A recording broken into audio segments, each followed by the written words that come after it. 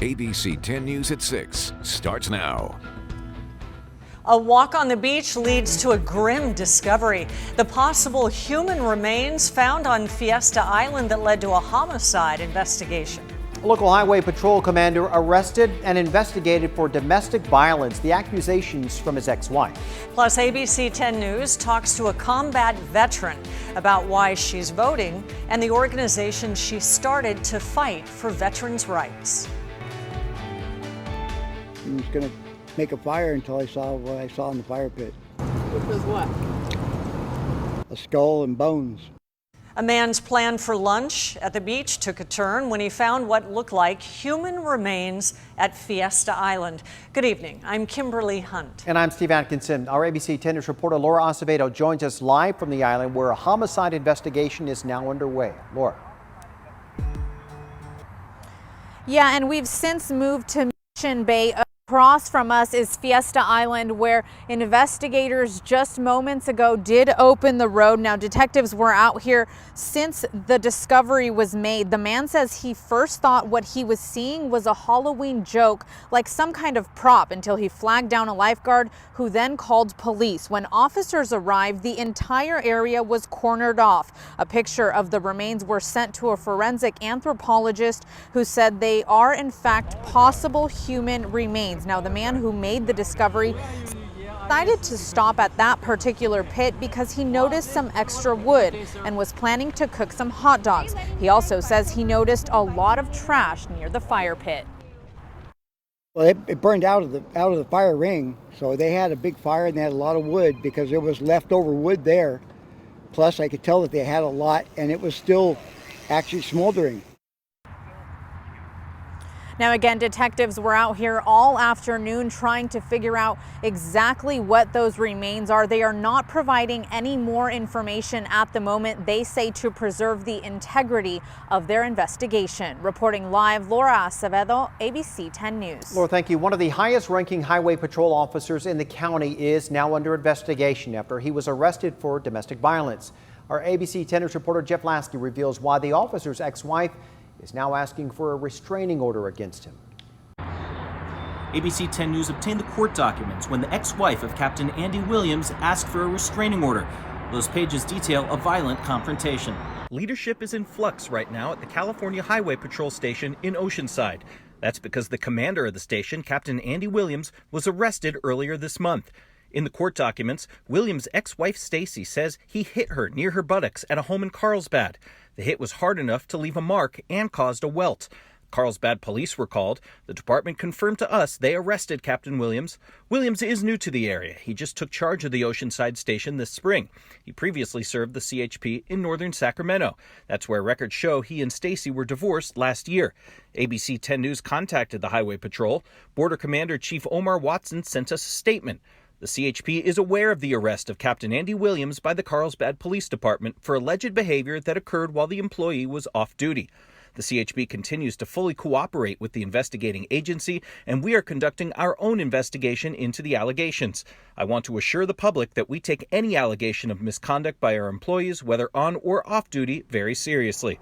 We reached out to the district attorney's office. They tell us they are investigating the case to decide whether to file charges against Williams. Jeff Lasky, ABC 10 News. We do understand Captain Williams is out on bail. He's on administrative leave from the CHP. His powers as a peace officer have also been removed. And this afternoon, San Diego District Attorney Summer Stephan joined others in launching a new outreach campaign to help victims of domestic violence during the pandemic. Earlier this week, we reported that domestic violence cases were skyrocketing during the pandemic. The campaign is blitzing social media each week with messages, information, and resources for victims and those who need help. A small plane that took off from Las Vegas bound for Gillespie Field crashed this morning, killing 2 people on board. The FAA says that it was only in the air for 9 minutes before it came down in a construction site. It appears the plane was registered to someone out of La Jolla, but it's unclear if that owner was on board. We don't know the identities of the 2 victims just yet. An investigation into the cause is underway. We will keep you updated as we learn new information. 8 local gyms are suing state, county, and city leaders over coronavirus health orders. Those gyms include the Metroflex in Oceanside, the Ramona Fitness Center. They and 6 others argue that the state and home orders forced them to spend thousands of dollars restructuring their businesses to make them safer during the pandemic. They say the extended closures violated their constitutional rights and cost them extensive losses in revenue. Governor Newsom, all 5 San Diego County supervisors, and the mayor of each city where the gyms are located are named in that suit. The county's 14-day rolling percentage for positive COVID tests continues to hover just below 3%. It's the lowest it's been since early summer. There were 358 new cases announced today. That brings our local total to 55,000, almost 900. The county also reported 4 more deaths, bringing that total to 885. I vote because it is a privilege to participate in the system to place people in leadership in our country. Understand the value of your vote. It doesn't seem like much, but it really is one of the most elegant tools we have for affecting change in our communities. Those are just a couple of the reasons why many San Diegans feel compelled to vote this election season. And tonight in our series, Why I Vote, we sat down with a female combat veteran from San Diego who says the right to vote is why she and so many others have put their lives on the line.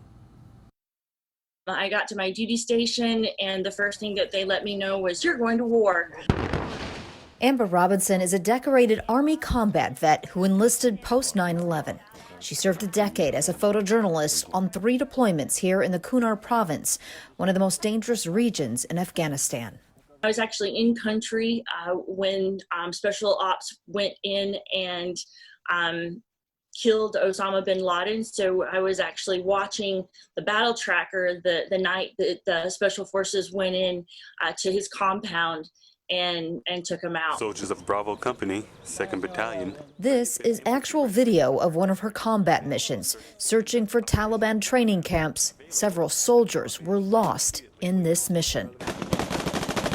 The deployments took a toll in 2013 when she watched 4 young soldiers being laid to rest. I remember watching those kids' bodies go by in their body bags and just feeling so exhausted and knowing I didn't want to do this anymore, wishing that, other kids didn't have to go through, what these kids had gone through.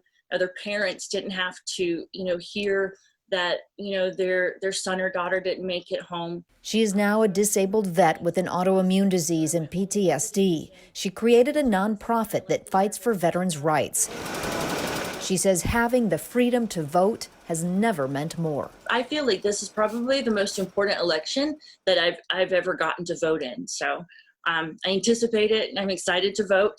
In a year where so much is at stake. What's beautiful about our country is that we have democracy and we have this system in place where we do have a voice. She doesn't have to search far for her inspiration to vote.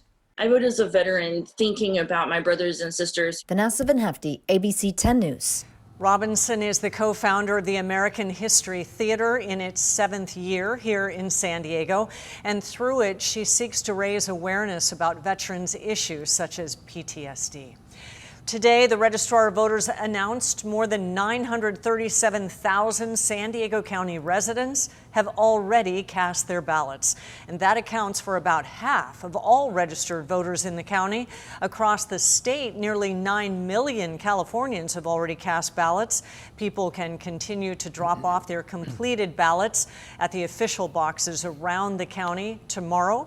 And polling places for in-person voting open Saturday through November 3rd. And with just days until the election, San Diego police are preparing for the possibility of huge demonstrations. Right now, the department says it does not have any credible information about civil unrest or protests linked to the election, but they have been talking to other cities about the potential for some. The department won't comment on staffing levels, but does say officers will be ready to handle calls. As humans, when you don't know your future, when there's uncertainty in the future, I think it brings out a little bit of anxiety. And so we are, I think, aware of that and the emotions. The San Diego Police Department is asking for any groups planning demonstrations to reach out to the department ahead of time so that the officers can ensure their safety and the general public's safety as well. ABC 10 News is your source on election night. We will have live wall-to-wall coverage on your favorite streaming device, including Roku, Fire TV, Apple TV, and your smartphone. To watch, just download the ABC 10 News app or go to 10news.com for the very latest on all the races that matter to you.